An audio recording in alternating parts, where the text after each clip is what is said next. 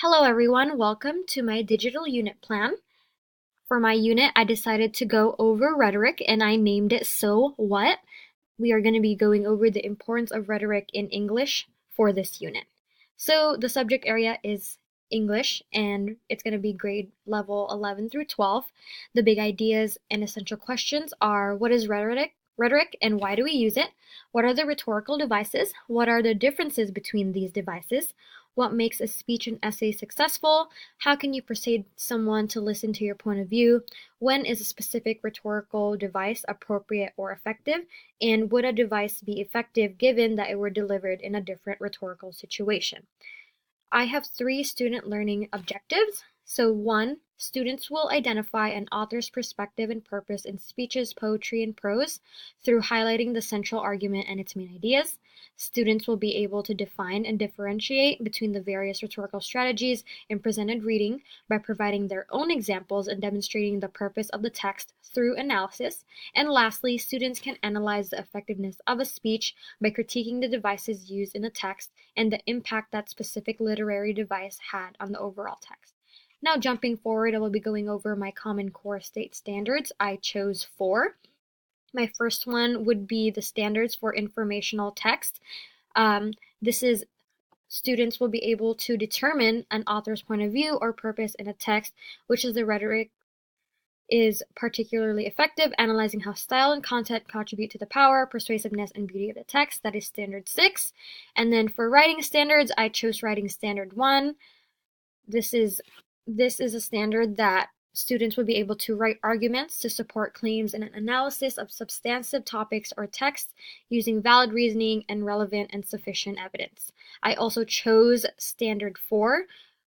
Produce clear and coherent writing in which the development and organization and style are appropriate to task, purpose, and audience.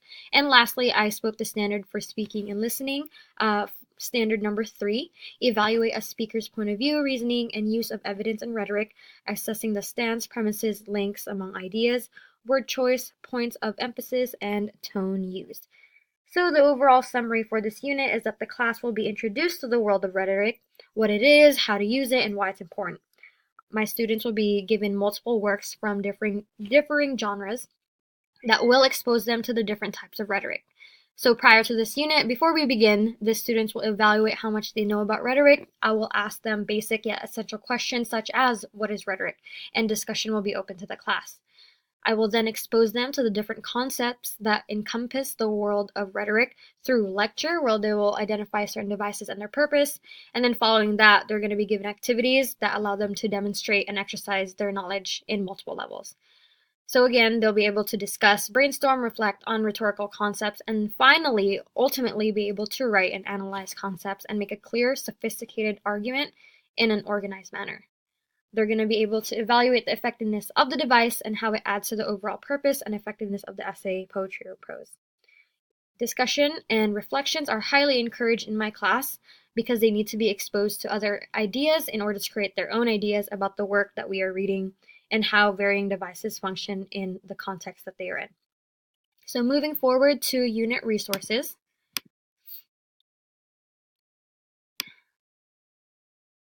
So here's where I compiled a lot of resources that I think will help my students with this unit. Here I have a little blurb on how to navigate this page. So I have a writing lab, so this is to help them with their writing. So these are just writing tips in terms of conclusions, thesis statements, introductions, citation formats, and transitions. Really helpful articles that I found that I think will really help them with their writing. So there's also device examples. So device examples that'll just help them solidify their understanding of each device as follows. So personification, metaphor, simile, hyperbole, antithesis, just some, and they're all from Your Dictionary, which I think is a really cool website. And then articles, so ethos, logos, pathos, 3 really main points that are central to rhetoric, how to analyze a poem, how to analyze a speech, and literary terms examples. Following that, I also provided a few images and charts that'll help them navigate the unit a little bit better. So this chart right here is just the 25 giants of rhetoric, so it's just devices. Here it's the rhetorical triangle. This one is from Burger to Analysis paragraph, so what they should look for when they want to format their rhetoric analysis. And then this one is another helpful graph for literary analysis. Here are videos that cover a lot of ideas in rhetoric, so the rhetorical question, what it is, how to do rhetorical analysis, ethos, logos, pathos, and one for juxtaposition because I really like this one video. And two really cool games that I found is Unmanned and The Last Door. These are just really cool literary games that my students can use to interact and really familiarize themselves in the world of literature overall. So now moving forward to my teacher lecture. Here I made a Prezi in terms of the literary devices. So here in this presentation, I go over the main devices, metaphor, simile, all of that stuff. And I have guided notes for the rhetoric unit. So again, this is just a copy and paste of my presentation, but the students will have to fill in the blanks. So here I go over what is rhetoric, and then why do we need rhetoric. So here students can identify 4 reasons why rhetoric is needed and important. I believe I provide a few reasons in my presentation. And then literary devices, this is really where I get into it. So again, I covered metaphor and simile, I cover symbolism and imagery, just to name one of the big ones, and then I separate each category by going more into it. So here they're able to provide their own examples of imagery like smell, sight, and taste. The same for symbolism, so they can define it and provide one example. The same for metaphors and similes as well, so they can provide their own example. Here, metaphors was heavily covered because I think metaphors are everywhere in literature, so I really wanted to place importance in this device. And then I also have a how a metaphor works flowchart.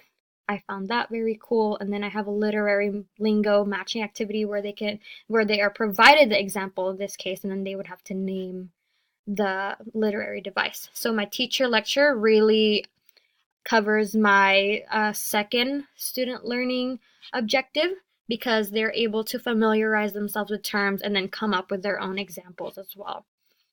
And in here I also have a reflection part where they can reflect and discuss some of the questions that I put here. So think of your favorite symbols and imagery in a work of literature. How does that help add meaning to the overall piece of literature? And then, do we need rhetoric? What about it is necessary? And here as well, how do you apply literary devices to your life? So outside of writing, so I really encourage them to think about that. So now moving on to my iPad activity. My iPad activity hits my first student learning objective.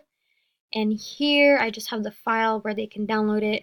Here I'm asking them to open either of these texts that we hypothetically have read in class in one of these apps. And then I want them to look through these texts and choose one passage where they can analyze. And essentially here they're going to make a mind map. So this is the mind map that I created as an example. In the middle is the passage that I asked them to find in any of the readings that I listed. And then they're going to be doing it in this app called, I did it in a map called Simple Mind Mapping. And I really encouraged them to look at the literary devices. So here, each branch is going to be a body paragraph.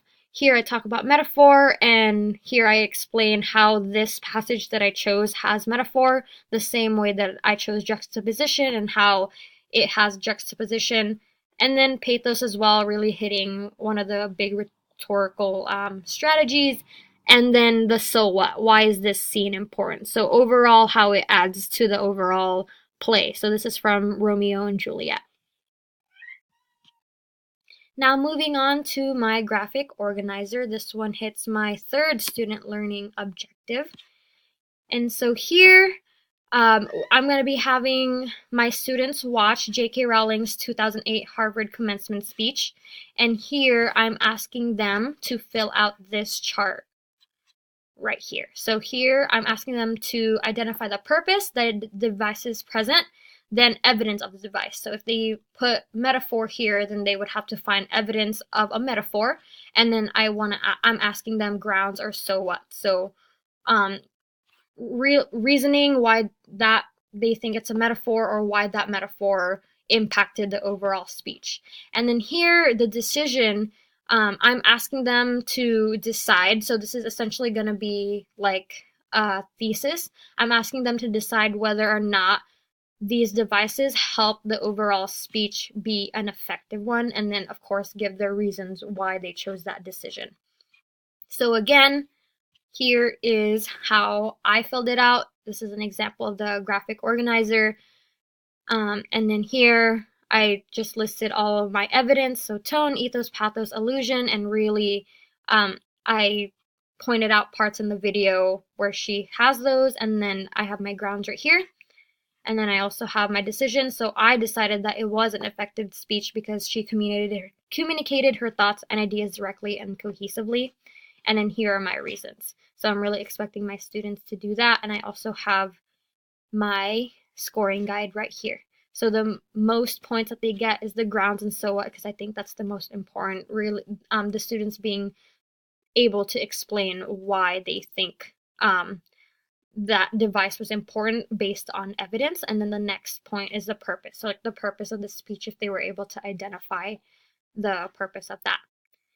And then lastly, I'm going to go into my assessments. So like I mentioned in the unit summary, for entry level, so pre-unit assessment, I will be asking them, my students, I will be asking them how they feel about the unit and what they know about the unit, and again, reflection. So questioning to see where they are in relationship to the unit, and then reflection helps with how they feel about the unit. And this will allow me to establish how to enter the unit in terms of how they feel about the unit. So it would really help my expectations and how I should enter the unit.